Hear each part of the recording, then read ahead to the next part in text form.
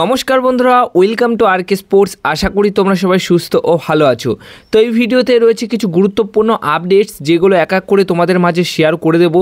তাই একটু স্কিপ না করে এই ভিডিওটা শেষ অবধি দেখতে থাকো এবং এই চ্যানেলে প্রথমবার এসে থাকলে চ্যানেলটিকে তোমরা সাবস্ক্রাইব করে রেখো, কারণ এখানে সব রকমের খবর সবার আগে তোমরা কিন্তু পেয়ে যাবে। প্রথমেই যে আপডেটটা রয়েছে, অবশ্যই মোহনবাগান দলের একজন গুরুত্বপূর্ণ বিদেশি প্লেয়ার, প্রাক্তন বিদেশি প্লেয়ার, যে মোহনবাগান দলের হয়ে অনেক বড় সাফল্য পেয়েছে, হেক্টর ইউস্টে। 37 বছর বয়সী হেক্টর ইউস্টে কিন্তু গতকাল অবসর ঘোষণা করে দিল।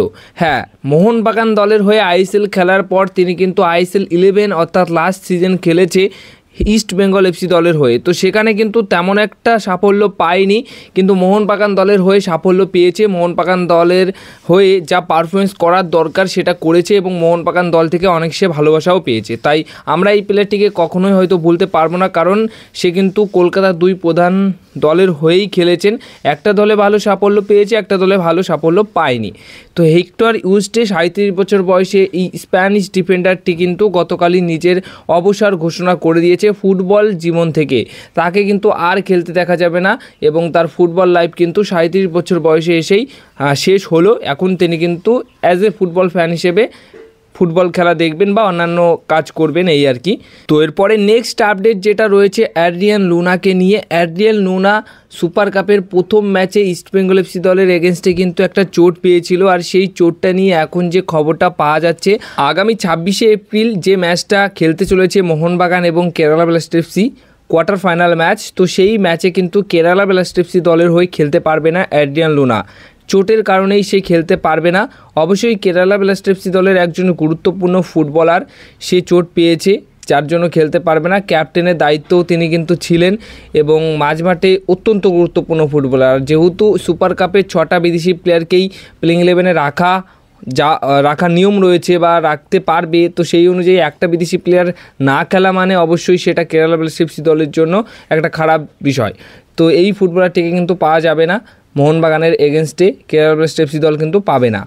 তো এটা ছিল খবর। এর পাশাপাশি যে আপডেটটা শেয়ার করব সেটা হচ্ছে টম অ্যালড্রেটকে নিয়ে কিন্তু একটা বড় সড়ো খবর জানা যাচ্ছে। তোমাদেরকে বলেছিলাম আমি একটা ভিডিওতে যে মোহনবাগান দলের এই টম অ্যালড্রেটকে নেওয়ার জন্য কিন্তু বেশ কিছু আইএসএল দল কথাবার্তা বলছে, অফার করেছে, কিন্তু সেই সময়তে গিয়ে আমি বলেছিলাম না যে সেই দলগুলো কোন দল, কিন্তু এখন সেই দলগুলোর নাম জানা যাচ্ছে।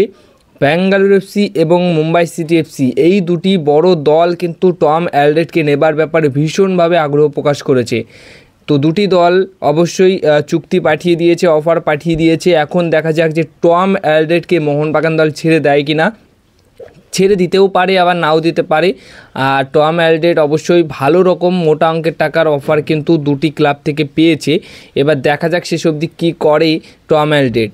অবশ্যই মোহনবাগান দল তার সাথে আলোচনায় বসবে, সব কিছু ঠিকঠাক থাকলে কন্ট্রাক্ট এক্সটেনশন হয়ে যেতে পারে। আর যদি কিছু শর্ত সাপেক্ষের দিক দিয়ে যদি কিছু ঠিকঠাক না থাকে, তাহলে কিন্তু টম অ্যালড্রেট হয়তো আইএসএলের অন্য কোনো দলে সই করে নিতে পারে, সেটা মুম্বাই হতে পারে কিংবা বেঙ্গালুরু এফসি দল হতে পারে। দেখা যাক শেষ অবধি কী হয়। কিন্তু এই টম অ্যালড্রেট, গ্রেগ স্টুয়ার্ট তো কনফার্ম যে সে থাকছে না, আর টম অ্যালড্রেটকে নিয়ে কিন্তু এখন একটা আলোচনা চলছে, সে থাকতেও পারে আবার নাও থাকতে পারে, এই হচ্ছে বিষয়। তো সবশেষে আরও একটা আপডেট তোমাদেরকে শেয়ার করি। মোহনবাগান দলের সঙ্গে লিঙ্ক আপ হয়েছে, সেই প্লেয়ারটি হচ্ছেন ব্রায়ান কাল্টাক। ব্রায়ান কাল্টাক এই যে ফুটবলারটি, এই ফুটবলারটি একজন 31 বছর বয়সী ভালো মানের ডিফেন্ডার, যে এই লিগ কিন্তু কাঁপাচ্ছে। মোটামুটি সেন্ট্রাল কোস্ট মেরিনার্সের হয়ে কিন্তু গত 2 বছরে সেরা পারফরমেন্স তার রয়েছে। জেসন কামিন্সের সতীর্থ, জেসন কামিন্সের বন্ধু সেই ব্রায়ান কাল্টাকের সাথে কিন্তু এখন লিঙ্ক আপ হয়েছে মোহনবাগান দলের। 31 বছর বয়সী এই ডিফেন্ডারটির সাথে কিন্তু সেন্ট্রাল কোস্ট মেরিনার্সের চুক্তি শেষ হয়ে যাচ্ছে এবং যেটুকু খবর পাওয়া গেছে তার এজেন্টের তরফ থেকে, যে সে কিন্তু এ লিগে আর কন্টিনিউ করবে না, সে ইন্ডিয়াতে আসতে পারে, সে আইএসএল খেলতে আসতে পারে এবং সেন্ট্রাল কোস্ট মেরিনার্স তার সাথে চুক্তি নাও বাড়াতে পারে, এমনটাই খবর রয়েছে। আর এই বছরের এই যে জুন মাস রয়েছে, সেই জুন মাসের 30 তারিখেই কিন্তু তার সাথে চুক্তি শেষ হয়ে যাচ্ছে সেন্ট্রাল কোস্ট মেরিনার্সের। তো সেই ক্ষেত্রে সে এবার অন্য লিগে পাড়ি দিতে পারে এবং সেটা ইন্ডিয়ান লিগ হতে পারে।